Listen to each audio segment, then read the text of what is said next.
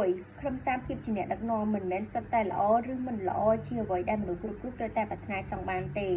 វារៀងស្មុគស្មាញបន្តិចប៉ុន្តែខ្ញុំគិតថា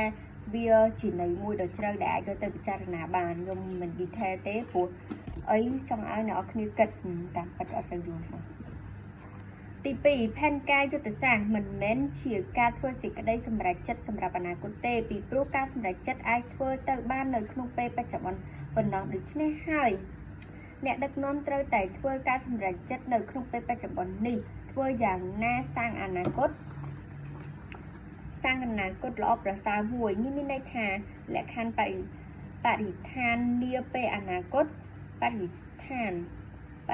នាពេលអនាគតនឹងតែងតែមានការប្រែប្រួលហើយអាចនឹងតម្រូវឲ្យមានការកែសម្រួលឬក៏ផ្លាស់ប្ដូរផែនការយុទ្ធសាស្ត្រប៉ុន្តែទោះបីជាយ៉ាងណាគោលដៅដែលបានកំណត់ទុកត្រូវតែខិតខំឲ្យបានសម្រេចឲ្យបានទី3អ្នកដឹកនាំអាចដឹកនាំប្រកបដោយប្រសិទ្ធភាពបានលុះត្រាតែមានលក្ខណៈសម្បត្តិជាមេដឹកនាំដែលចរិតស្មោះត្រង់ពីព្រោះអ្នកក្រោមបង្គាប់អាចអត់ទោសឲ្យកំហុសឆ្គងផ្សេងៗរបស់មេដឹកនាំបានតែមិនអាចអត់ទោសឲ្យអ្នកដឹកនាំណាដែលគ្មានលក្ខណៈសម្បត្តិជាមេដឹកនាំសុចរិតបានឡើយ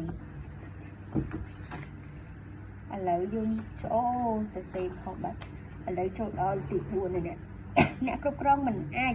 គ្រប់គ្រងអ្នកធ្វើចំណេះដឹងបានទេប៉ុន្តែគួរតែដឹកនាំអ្នកធ្វើចំណេះដឹងទៅជាការត្រឹមត្រូវទី5ប្រសិនបើការធ្វើទីផ្សារបានល្អឥតខ្ចោះគឺនឹងមិនចាំបាច់មានការលក់ទៀតទេតែឃ្លាមួយនេះមានន័យដូចម្តេចប្រសិនបើការធ្វើទីផ្សារត្រូវបានអនុវត្តយ៉ាងល្អឥតខ្ចោះគឺក្រុមហ៊ុនបានយល់ច្បាស់លាស់អំពីតម្រូវការរបស់អតិថិជនបានបង្កើតផលិតផលដែលបំពេញតម្រូវការរបស់អតិថិជនយ៉ាងល្អឥតខ្ចោះបានកំណត់តម្លៃ